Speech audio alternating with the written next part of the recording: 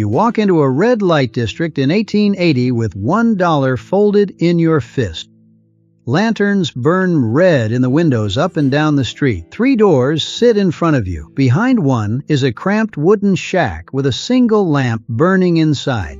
Behind another is a proper house with a bar and a piano and the sound of boots on a wooden floor. Behind the third is a mansion with velvet curtains, imported wine, and a madam standing at the top of the stairs deciding who gets to climb them.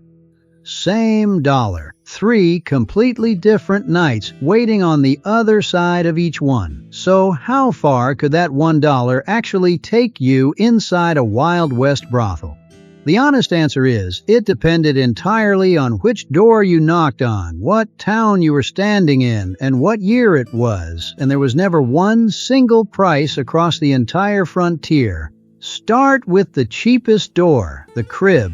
This was a tiny room, sometimes no bigger than 12 feet by 14. Just a bed, a chipped wash basin, and a woman working alone with no piano and no parlor downstairs to soften the walk-in. The going rate here ran from 25 cents up to $1. That means your $1 could sometimes cover 2, 3, even 4 short visits in a single night, if you were willing to skip everything except the bare transaction. There was no privacy worth mentioning, and often no real door, just a curtain and a number painted above it. Men lined up outside some cribs like they were waiting for a barber on a Saturday. A busy crib worker could see 15 to 25 men in a single day, one after another, with barely enough time between them to change the sheet. Your dollar bought access here. It did not buy comfort, it did not buy conversation, and it definitely did not buy time. Step up one level, and you reach the ordinary brothel, sometimes attached to a saloon, sometimes standing on its own street corner with a red lamp by the door. Here, your dollar bought something closer to a standard visit, a private room instead of a curtain, a woman who might sit and talk with you first, maybe over a drink, poured from a bottle that cost more than it should. Prices in these houses often ran higher than a crib, sometimes $5 or $10 depending on the town, so a single dollar might only cover part of the visit, or it bought you in the door with the rest quietly expected before you left. It was a step above the crib in almost every way. More privacy, slightly cleaner sheets, a little more attention paid to you as a person, and not just a number in line. But it was still nowhere close to the polished velvet-draped experience people picture from the movies. Now, walk through the third door, the parlor house. This is where your dollar starts running out of road fast. These houses were run by a madam who hand-picked her guests, decorated her rooms with imported furniture, and served champagne instead of raw whiskey. Prices here started around $10 in a rougher mining town and climbed past $50 in a city like Seattle or San Francisco. In Cripple Creek, Colorado, a madam named Pearl DeVere reportedly charged as much as $250 for a single night with a wealthy client. Inside a parlor house, your $1 bought you almost nothing on its own. Maybe a single drink at the bar while you watched other men with fuller pockets get invited upstairs. And that leads to something most people never think about. In every one of these houses, the advertised price was rarely the full price. You paid for the drinks separately, and drinks in these houses were marked up heavily, since that was often where the real profit sat. You paid more for a better room, more time, more attention, or more discretion if you were a married man who could not afford to be recognized. The fancier the house looked, the more it was built to separate you from money in small pieces all night long, one bottle and one favor at a time, until your original dollar looked laughable next to your final bill. Here is the part that changes how you should think about this whole system. That dollar the man paid never fully belonged to the woman who earned it. In most houses, she split her earnings with the madam roughly down the middle, sometimes closer to 60-40, in exchange for room, board, and protection from the bouncers the madam employed. Out of what she kept, she still owed for clothing, laundry, food, and in many towns, a mandatory visit to a city physician just to keep a license to work legally. Add in the regular fines that cities collected from brothels as a quiet form of taxation, and a single dollar handed across the bar had already been divided 5 or 6 different ways before it settled anywhere.